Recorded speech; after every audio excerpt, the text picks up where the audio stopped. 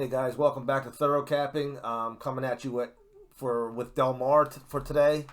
Got a little over a half an hour before the first race goes off, and I have 6 of the 8 races handicapped here, and we'll take a look at them and see what we're gonna do. I don't know how much I'm gonna do with the betting end of it. Usually with the Del Mar, early in the week, or I'm sorry, early in the week for them, being a Thursday. I like to see how things go, and then I get into my betting as far as at this place.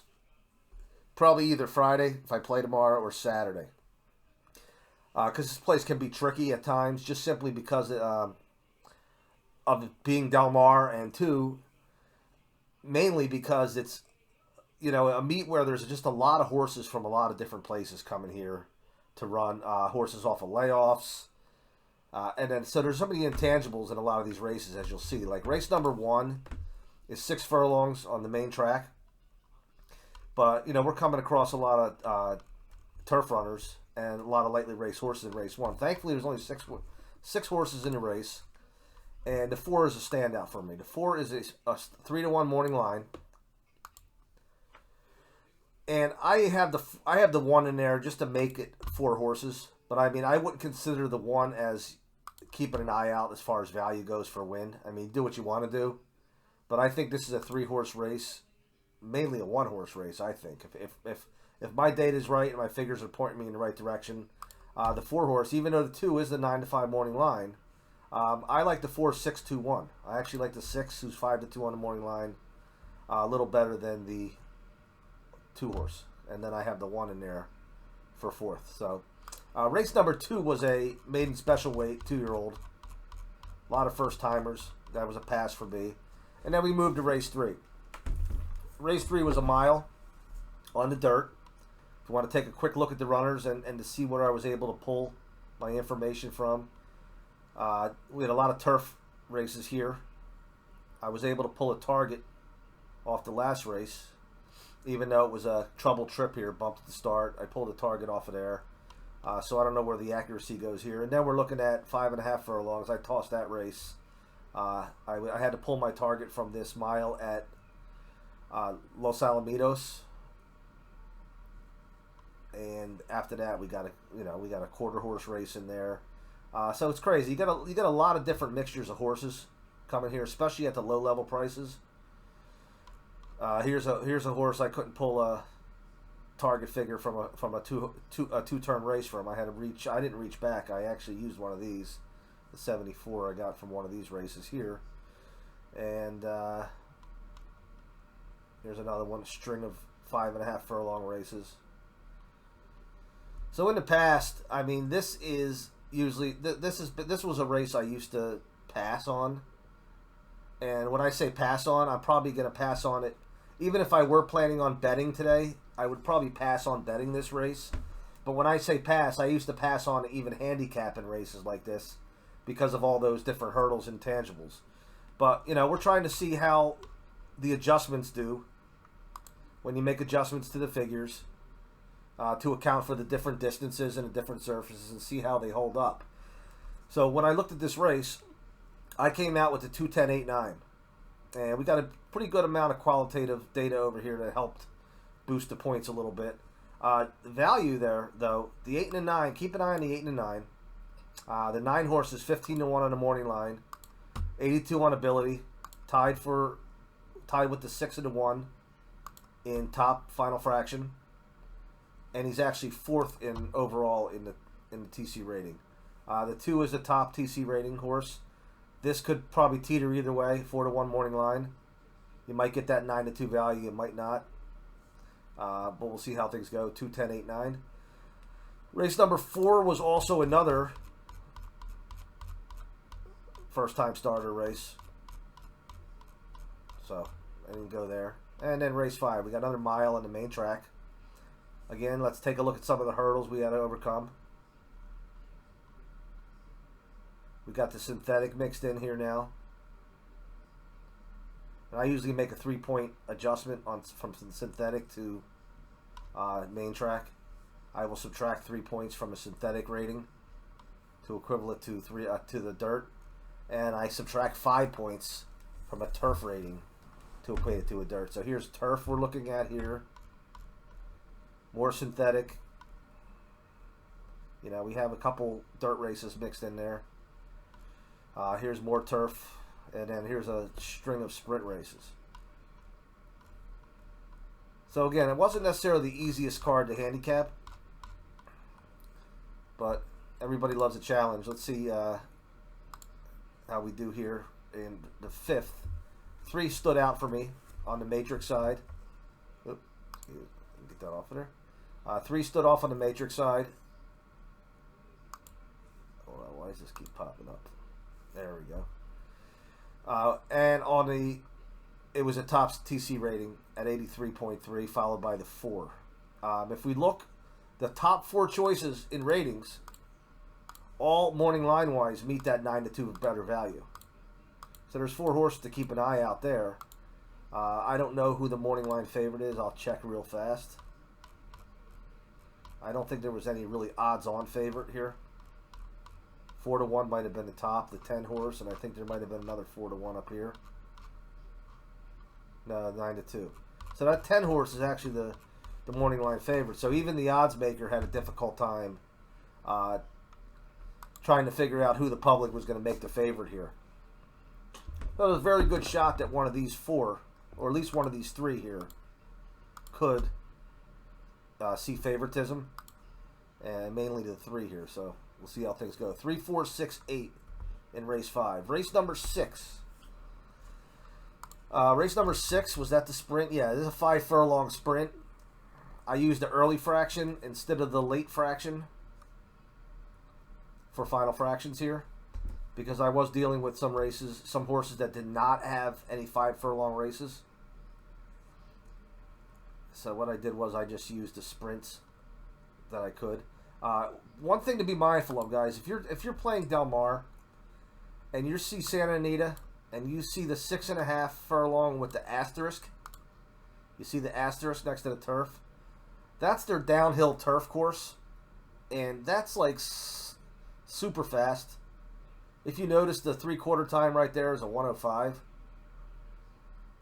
I mean, that there is you know, 3 ticks, three full seconds off of the 1:08 that we normally use for a standard. Okay, so that's I would ignore those races there because they're always fast. I mean, we have 6.5 furlongs in a mile, a minute 11 and 1/5. So ignore that. Be careful. Be mindful of that asterisk there when you see Santa Anita. So let's take a look. We have five furlongs. That way you guys get a chance to see what kind of races. There's another one. There's a 1:05.3. Notice the difference between Santa Anita, downhill turf, 6.5 furlongs, 1:05.3, 3/4. 6.5 furlong, the regular turf course, 1:09.1 for the 3/4. So there's almost a 4-second difference there. There were a couple we could pull there. Again, see, there wasn't a whole lot of 5 furlongs that I could pull from. I had to go and estimate. I had to use the 5 furlong mark or fraction here, and then I used the stretch call to equate to today's distance. This is another one here. You know, I really didn't have much options. Target, ability. And then we got 3 races straight. Quarter horse, 1,000 feet. And then the 8, we were able to pull a little bit from the 8. And then we're dealing with all synthetic here on the 9. But with that race number 6, was kind of scattered over here. And there wasn't much going on qualitatively. We do have the 5 on a class drop. Looking like he's probably going to get the early speed, which is a good quality to have on a 5 furlong race, even on the turf. So I did give the 2 points there. But my top point getter was also the 5. I have 5, 4, 9, 2 here. There are 3 horses that could present value: the 4, 2, and the 9. The 5 is the morning line favorite. But at the other hand, if you look at this side of the grid, the 5 is not showing up in blue in tops in any category. Those are spread out elsewhere. So good. Another race that could present some value here. 5492. Race 7 at Del Mar. 6 furlongs on the dirt. And even a race like this, you see 6 furlongs. Usually, you're able to pull some data from 6 furlong on dirt races. But this came down. I mean, I tossed a 2 here. I mean, 3, we got 2 races. The target race was on the turf. I could have reached back and got the target rating here, but now I have nothing behind it for ability. So I had to make my adjustment to that turf race. Another one coming off a bunch of quarter horse. Okay, and let's take a look here and see where we got. The 1 horse is a standout for me on the matrix side and also in the ratings. Not a whole lot of qualitative stuff. We have 1 trainer mention on the 1, and then we have 2 slight class drops on the 3 and the 5. My top selections based on rating are 1, 5, 8, and 3. And then finally, the finale, race number 8, was a mile on the turf. Take a look at what we were looking at there. No turf. Sprints. Adjustments from 1/16 to a straight mile. I tossed them anyway. Tossed. Okay. There's a couple turf races I was able to draw from. Mile and 1/8 races. I actually reached back and got my target from this mile race rather than to adjust from the 1:13 and 1 out of a mile and 1/8. I recommend that in this situation here, if you have a mile and 1/8 or longer, and you have a mile 2 back, somewhat recent, just pull your target rating from the mile rather than try to make an adjustment on a 108, or I mean a mile and 1/8.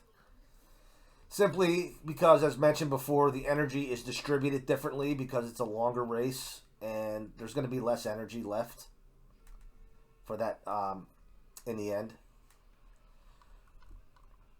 And we have mile races there, and there was 9 horses. So let's take a look at the grid. The 9 horse, somewhat of a standout. Morning line 6-1 in the 9.